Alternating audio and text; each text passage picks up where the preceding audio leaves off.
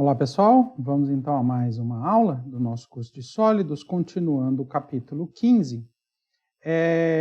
Agora a gente vai continuar com a rede linear, monoatômica, ou seja, mesmo espécie química, só que agora nós vamos ter uma base, ou seja, 2 íons por célula primitiva.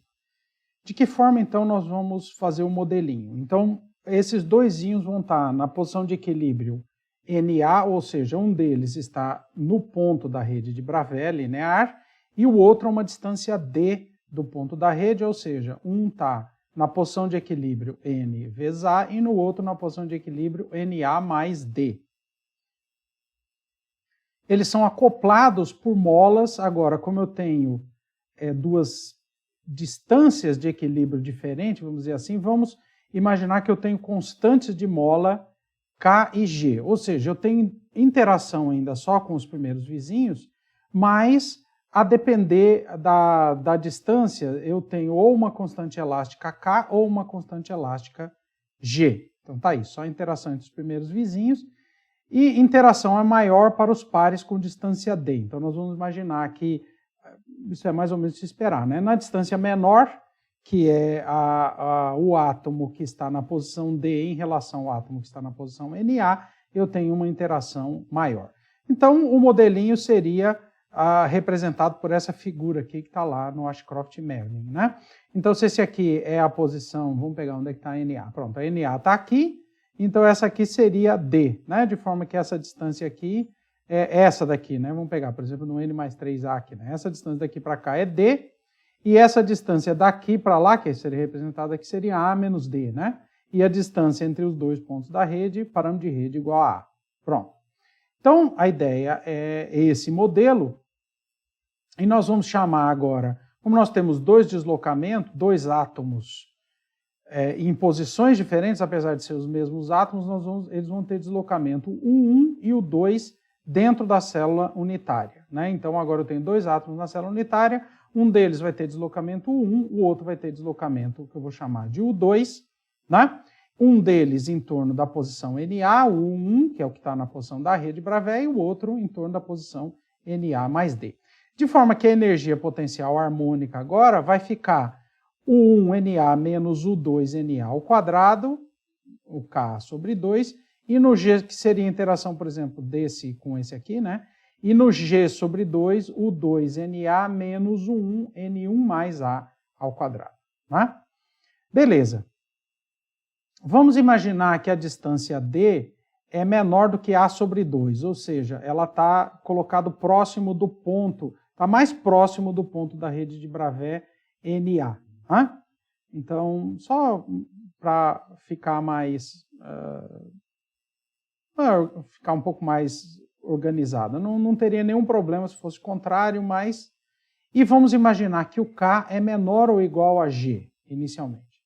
Então, a gente vai ter duas equações de movimento, baseado nessa energia harmônica, um para U1, né? O U1 de Na e o U2, dois pontos de Na, que seria a derivada em relação ao U1 da energia harmônica, a força, né? A força relacionado ao íon 1, vamos dizer assim, e o íon 2, a força em relação ao U2. Se a gente deriva essa expressão, então nós vamos obter essas duas expressões agora, e lembrando que continua sendo um conjunto de equações diferenciais acopladas, né? Se a gente olhar aqui, a gente tem um acoplamento entre o 1 e o 2, o 1 de uma célula com 2 da anterior, né? Que aí o próximo vizinho vai ser esse, né? Deixa eu voltar para o desenho aqui, né? Então, por exemplo, se eu pego esse íon aqui, a interação, o primeiro vizinho com constante elástica G, acho que aqui é G, né? Não, aqui é K. Aqui é K e aqui é G. Então, a interação com esse aqui, que seria com o íon que está na sua célula unitária, vamos dizer assim, né? Célula unitária seria da metade aqui até a metade aqui, né? Esse aqui, a constante é K, e esse aqui, que é o vizinho do outro lado, que a constante é G, né? Então, isso se traduz aqui nessas duas equações, a força, então, se a gente olhar para a força, fica até mais direto da gente ver, né? Então, mesma coisa para o U2, né? Se eu centro agora no íon que está na posição D, distante da posição da rede de Bravais, a gente vê uma coisa similar. Bom, vamos chutar como soluções as mesmas coisas, né? O U1 de Na de T. Só que agora eu vou botar uma constante ε1 elevado a I KNA ômega e o U2 ε2 elevado a I KNA menos ômega T, né? Se a gente usa essas duas propostas de solução, a gente obtém essas duas equações diferentes, esse sistema de equações, né? Que envolve o ε1 e o ε2. E aqui precisa de uma discussão interessante. Por que a gente usou o mesmo K? Porque a gente vai impor as condições de contorno periódica. Se eu imponho as condições de contorno periódica para o 1 e para o 2, eu vou ver que eu tenho o mesmo tipo de K nas duas. Então a gente já colocou na solução aqui o K, e é o mesmo K limitado a menos π sobre A até π sobre A, onde o N agora vai ser o número de células unitárias que a gente utilizou, né? Ou seja, o número de moléculas de pares átomo 1, átomo 2, que eu precisei colocar, né? De qualquer forma, a solução para o problema seria a solução para esse sistema de equações, tá? É um sistema de equações, eu vou encarar como o sistema de equações para ε e ε2, é um sistema homogêneo, linear e homogêneo. Se a gente lembrar, só tem solução não trivial, né? Um sistema de equações linear e não homogêneo. Uma solução é ε igual a ε2 igual a zero, que significa os átomos estarem parados, né? Que é a condição em T igual a zero.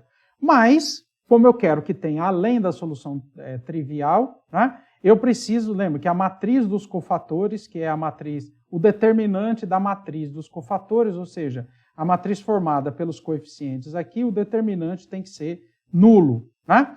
Então, se eu monto o determinante, que é esse termo, esse termo, esse termo, esse termo, e calculo o determinante, a gente obtém igual a zero, a gente obtém essa expressão, e aí reorganizando os termos aqui, né, abrindo aqui a exponencial, né, aqui é módulo ao quadrado, já arrumando, a gente obtém, então, essa expressão de baixo, e a gente vai ter, então, fica uma equação quadrática para ômega, né?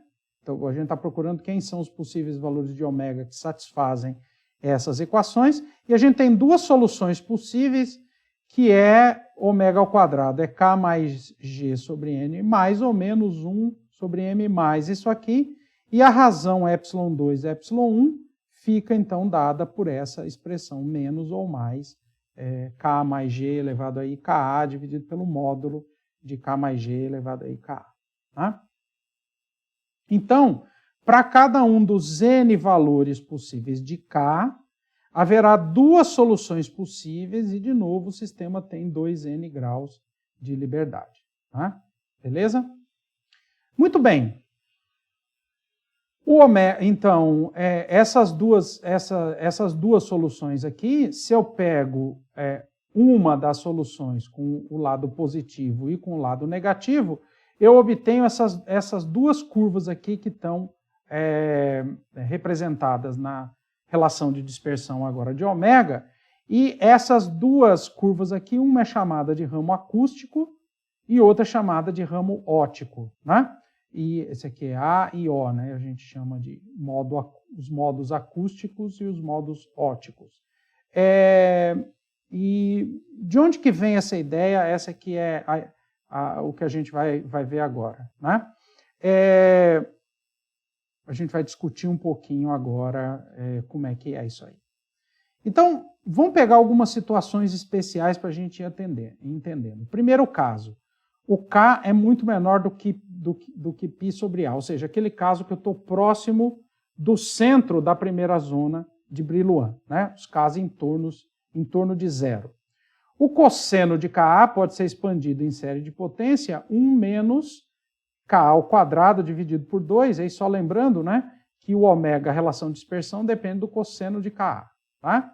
Então, se a gente substitui essa expressão aqui, a gente vai obter para ômega raiz de K mais G sobre M mais alguma coisa da ordem de Ka ao quadrado.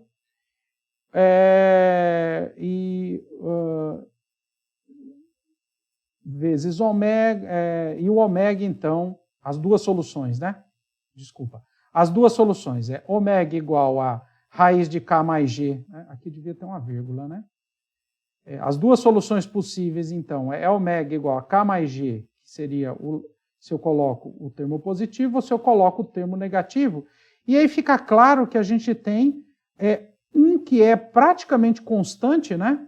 Em primeira ordem em K, ou seja, tem uma variação que depende de Ka ao quadrado, mas como K sobre A é pequeno, né? O produto Ka é pequeno, né? Porque K é muito menor do que π sobre A, então esse produto vai ser pequeno. Então, é uma correção pequena, então é uma função quase que constante nessa região em torno de K igual a zero, Kzinho igual a zero. E o outro que varia linearmente com Kzinho, né?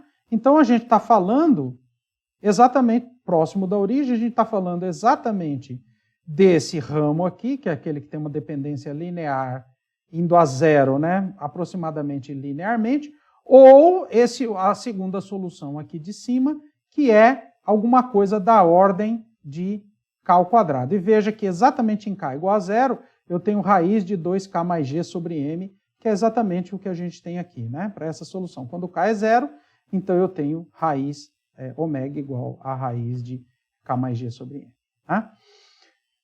Bom, para esse caso aqui, nós vamos ter as duas possibilidades, né? Então eu tenho, lembrando aqui as soluções, cadê?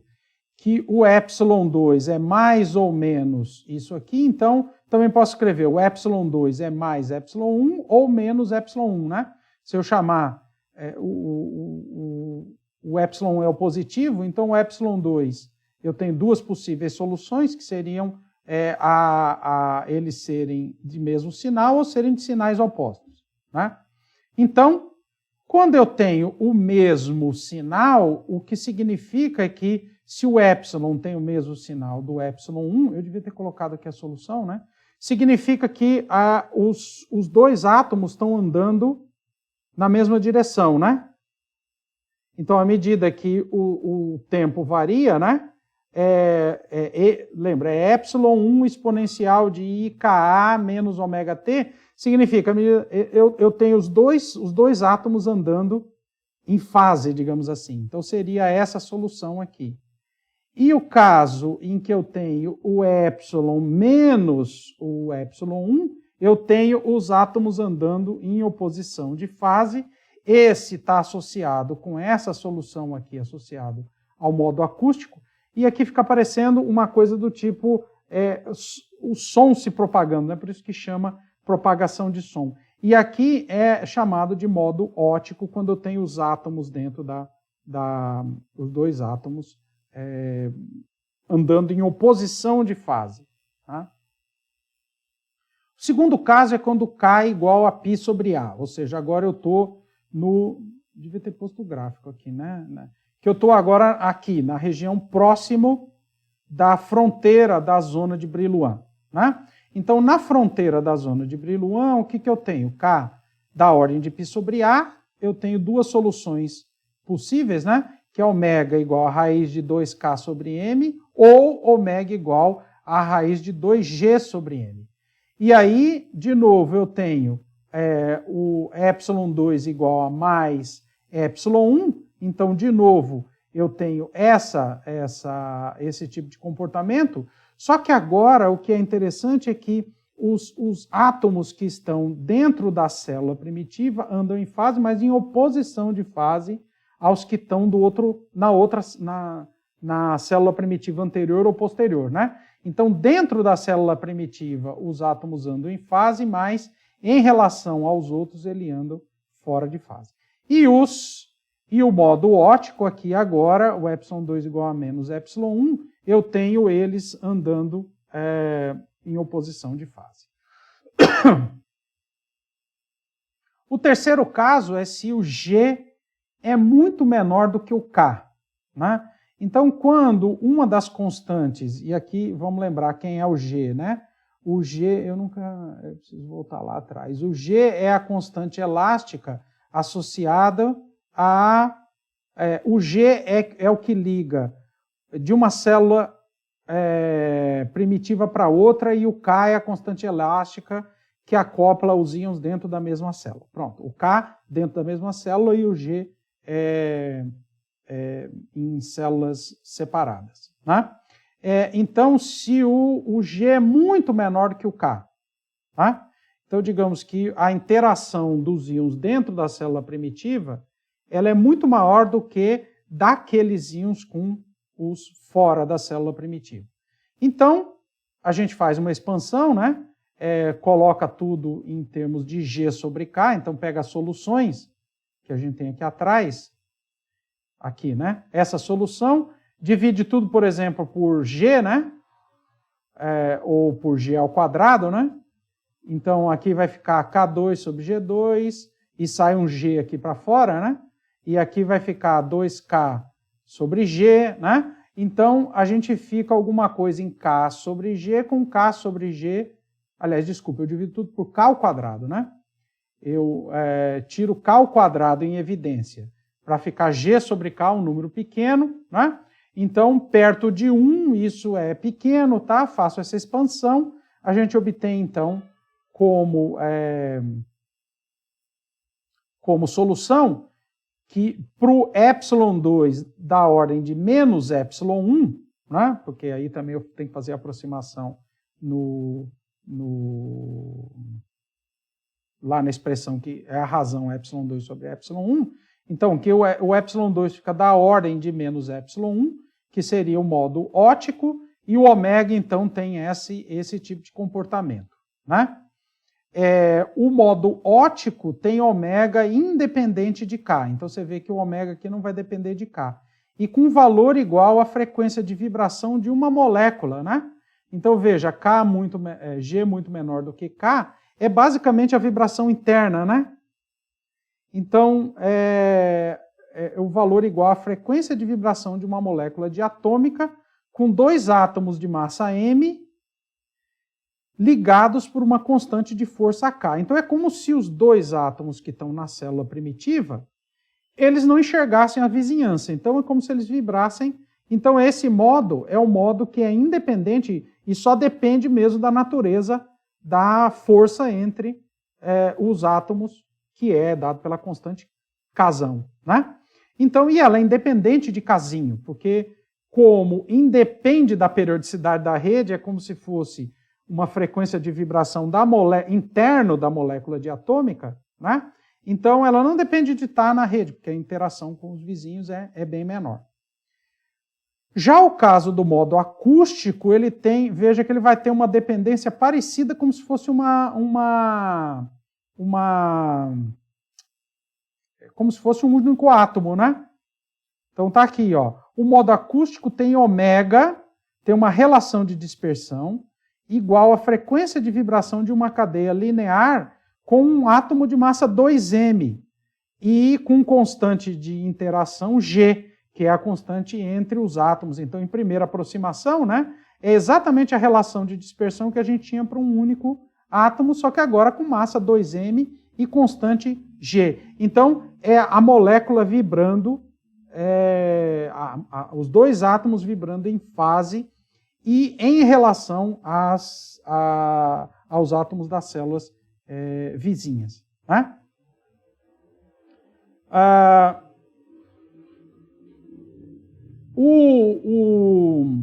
Esse termo adicional OG sobre K, que aparece aqui no modo ótico, ele introduz a interação da molécula com as vizinhas, fazendo com que a frequência de vibração tenha um valor um pouco maior do que ela teria se tivesse isolado, né?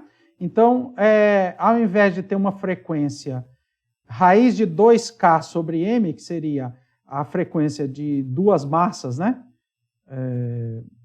Acopladas por uma constante K, ele é mais um termo que vem da interação.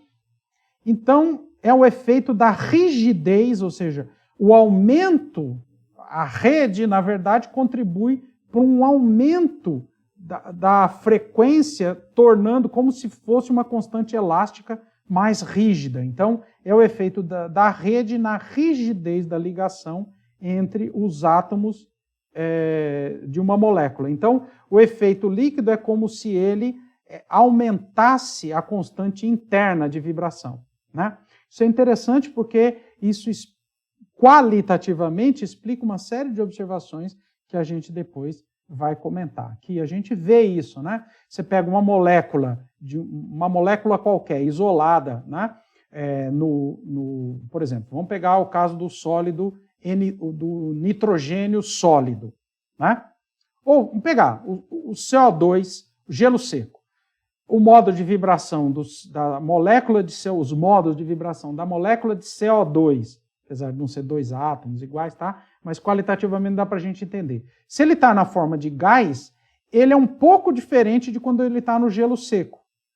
E aí o efeito vem exatamente pela interação, que é fraca, né? Porque é um sólido molecular, a interação de uma molécula de CO2 com outra é fraca, então a gente pode considerar que a gente está exatamente nesse caso. Então a gente tem um efeito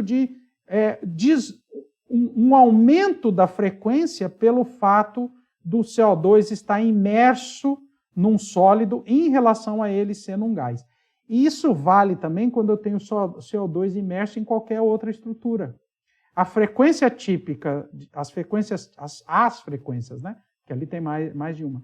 As frequências típicas de vibração, então, internas da molécula de CO2, elas variam a depender de qual é o meio em que eles estão embutidos. Então, isso já traz uma discussão interessante sobre o que eu espero, né, da comparação entre modos de vibração de moléculas isoladas e de quando elas estão dentro de um ambiente, num líquido, num sólido, e assim por diante, né?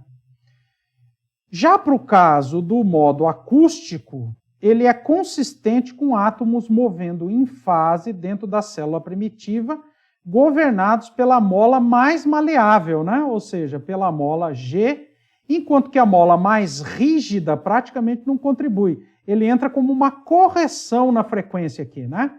Porque esse termo aqui é um termo pequeno. Então, é como se, no modo acústico, como a constante de mola de ligação é muito maior do que a constante de acoplamento com a rede, que é G, né?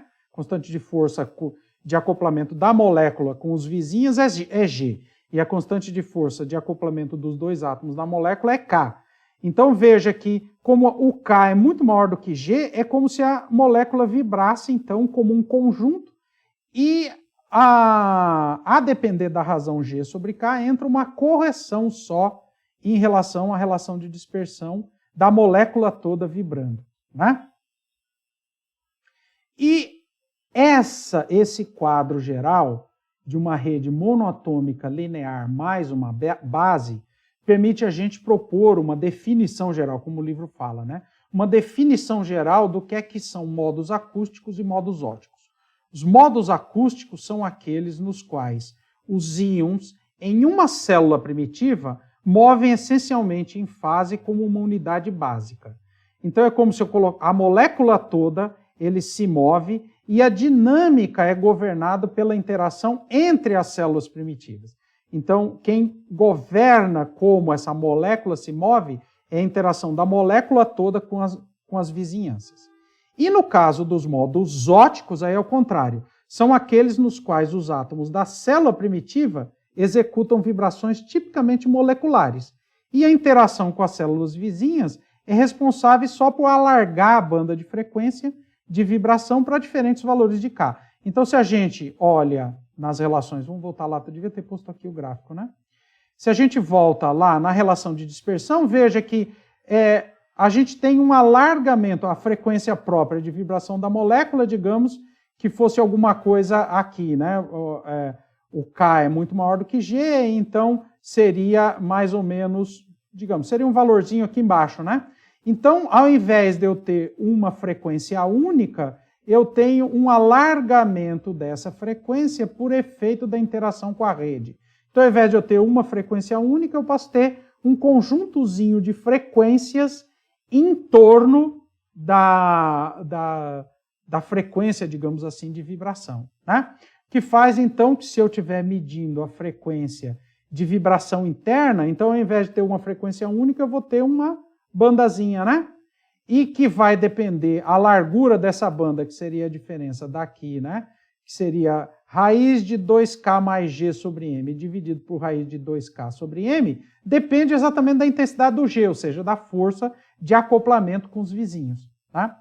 Então isso é bem interessante porque permite a gente fazer uma definição geral e que a gente vai usar, então, para tudo que vem, então, para frente. Então, modos acústicos, aqueles em que os íons se movem essencialmente como uma unidade básica, os íons, a molécula toda, vamos dizer assim, é mais fácil, né? A molécula toda que eu tenho que colocar por ponto da célula primitiva se move essencialmente como unidade básica, e os modos óticos são aqueles, basicamente, que a gente chama os modos internos de vibração das moléculas que compõem essa unidade básica, né? Ou a base. Beleza? Muito bem. Só para concluir, o quarto caso é onde eu tenho G igual a K, né? E aí é um exercício da lista, mas daria para mais ou menos, se a força de interação dos íons dentro da célula é da mesma ordem da interação com os vizinhos, então o que a gente deve imaginar que é como se fosse o caso de uma rede monoatômica com um átomo por célula primitiva, com parâmetro de rede A sobre 2, né? E isso é um exercício da lista para vocês, então, brincarem. Tá certo, pessoal? Então, vou encerrar essa aula por aqui. O próximo é a gente ver como isso aí muda quando eu vou para uma rede, então, em 3 dimensões. Então, até a próxima aula.